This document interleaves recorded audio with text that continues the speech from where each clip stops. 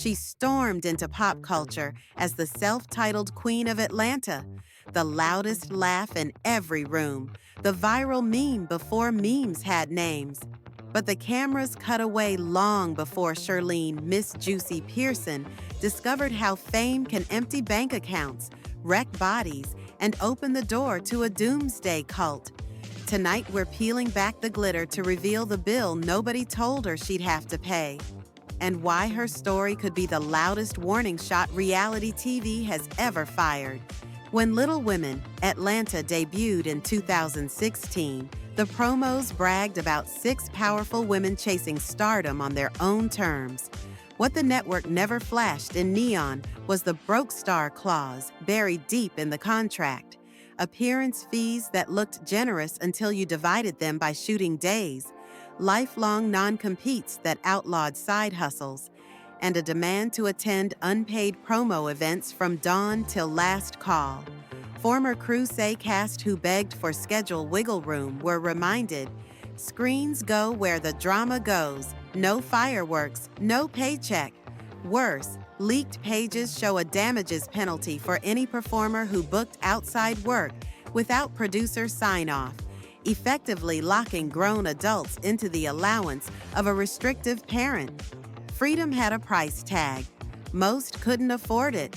Scroll through Atlanta gossip pages in late 2023 and you'll find a blurry live stream, Miss Juicy at an East Side public library, stamping return slips and shelving romance paperbacks.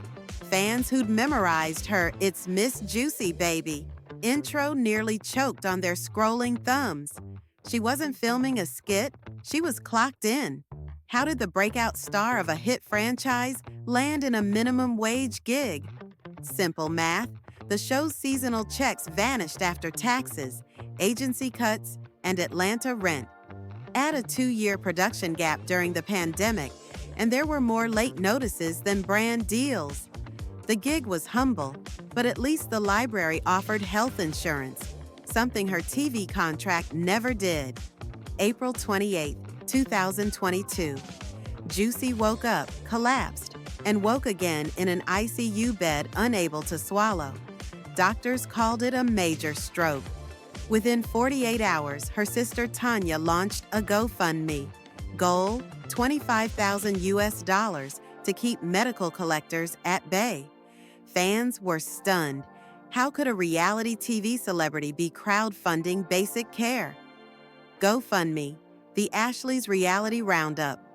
The campaign description, bills have been piling up, blew a hole in the illusion of wealthy TV stardom. In a later live stream, Juicy admitted she'd been uninsured for years. The library benefits hadn't even kicked in yet. "I'm fighting," she whispered, tube still taped to her nose. "But the bills are fighting me too. Every viral hair pull, every drink toss, every tear-streaked confession. Most were sparked in whispered producer huddles moments before action. Former editors describe color-coding cast by rage potential and promising extra screen time for the night's loudest fire starter. Refuse to play ball? Expect fewer confessionals, smaller checks, maybe a quiet cut from next season's call sheet. The system worked. Ratings soared, meme pages feasted, and cast walked away nursing real bruises from fake fights that spiraled. One insider remembers a producer sliding a bandage under a door with the note, "Hold it on for 10 minutes. We need the shot."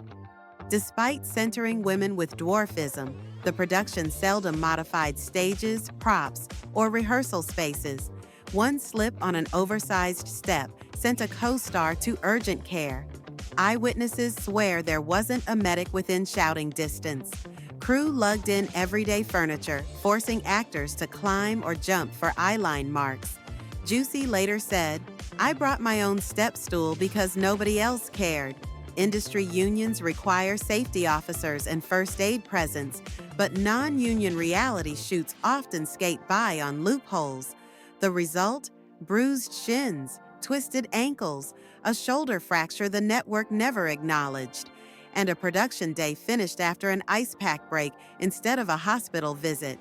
Somewhere between rehab sessions and library shifts, Juicy appeared in photos, attending services at the World Mission Society Church of God, WMSCOG. Ex-members describe the group as an apocalyptic sect, preaching that a South Korean woman is God the Mother, and that Judgment Day is always just around the corner. Investigations by NBC's Today show documented isolation tactics, limited internet, pressure cooker tithes, and relentless doomsday countdowns. Why target a reality TV icon? Former preacher turned whistleblower Steve Hassan explains, fame scrapes the soul raw. Exhausted performers are easy to love bomb, easier to guilt trip. Juicy never confirmed membership, and the photos vanished from her Instagram after followers raised alarms. Whether she escaped or dug deeper remains a mystery, but her flirtation with the sect reveals how desperate Hollywood's leftovers can become. Episodes aired months after filming. Cast had to watch their hardest moments, while strangers tweeted real-time abuse. One week it was body shaming. The next, conspiracy threads accusing Juicy of faking her stroke for clout.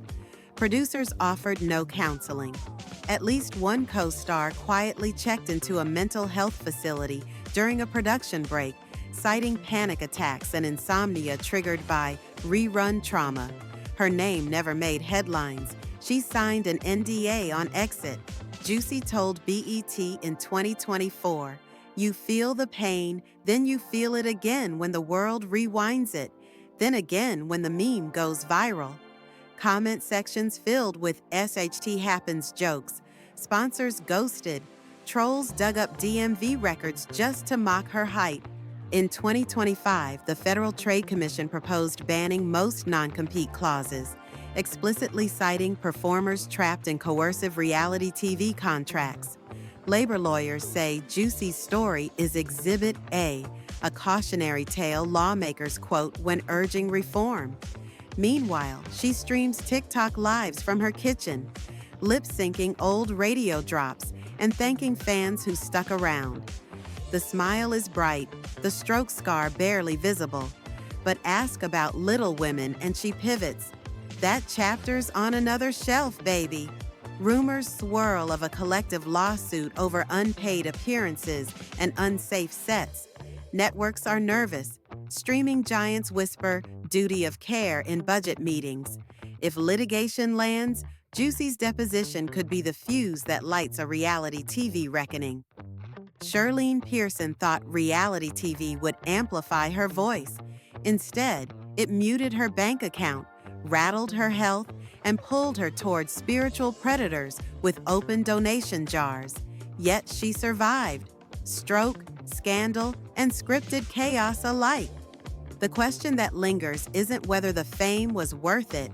It's who gets to decide that price for the next bright-eyed cast lined up outside a production trailer, signing contracts they'll only read after the credits roll. Because behind every viral catchphrase sits a ledger. And if the Queen of Atlanta can wind up shelving paperbacks to pay an ICU bill, what debt might reality TV be saving for us all?